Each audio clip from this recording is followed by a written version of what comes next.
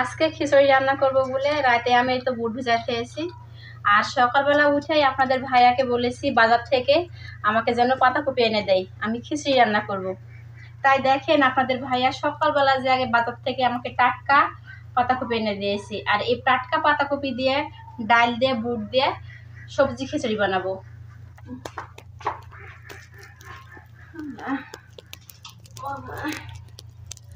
আর কত বড় দেখেন পাতাকপি এনেছে আপনাদের ভাইয়া, খিচুড়ির ভিতর দিলে পাতা হারাই যাবে, দেখাই যাবে না। তো কি করা, এখন কুটালি আমি রান্নাটা ছড়াই দিই।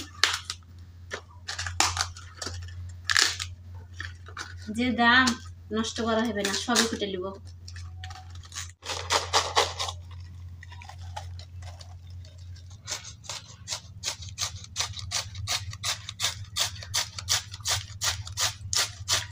পাতাকপিটা আমার কুটা হয়ে গেছে, এবার আমি ধুয়ে নিয়ে আসবো। এই তো চালের সাথে আমি ডাল টাল সব একসাথে ধুয়ে নিব।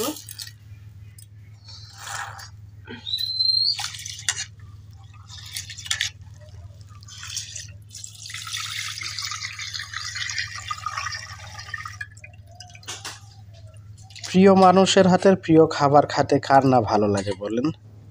আসসালামু আলাইকুম, আশা করি সবাই ভালো আছেন। তো আজকে সকালবেলায় বাজার থেকে একটা পাতাকপি নিয়ে আসে আপনাদের আপুকে বলতেছি, তুমি আমাকে খিচুড়ি রান্না করে দাও তো। আর সাথে সাথে এমনিতে শুরু করে দিছে খিচুড়ি রান্না করতে। দেখেন রান্না করতেছে, এমনিতে আমি না বলতেও সব কিছু রান্না করে দেয়। কিন্তু মুখ দিয়ে যদি কোনো খাবার খাইতে চাই আমি, তৎক্ষণাৎই সে রান্না করতে শুরু করে দেয়। কি প্রথমে চাউল ভাজা নেবেন তুমি? হ্যাঁ, মই মশলা সব দিয়ে। শাহিদা কিন্তু এই তো দেখেন খিচুড়ি রান্নার সময় এক্সট্রা একটা মশলা দেয়, সেটা হলো ডাল মশলা। তো ডাল মশলা অনেকে দেয় আবার দেয় না, কিন্তু আমাদের খিচুড়ি রান্নাতে সব সময়ই দেয়। আর ডাল মশলা দিলে কি হয়, সুন্দর একটা সেন্ট বাইর হয়। ওরে আল্লাহ, সাথে আলু দিলেন নাকি তুমি? হ্যাঁ, দুটো আলু দিলাম।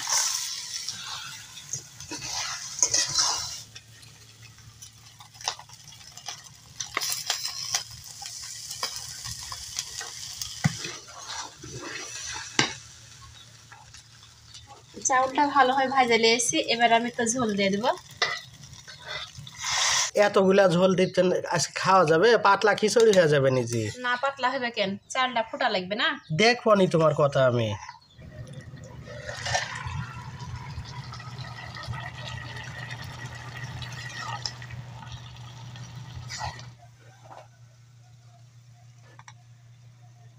আমার রান্না হয়ে গেছে, এবার আমি নামাই নেব।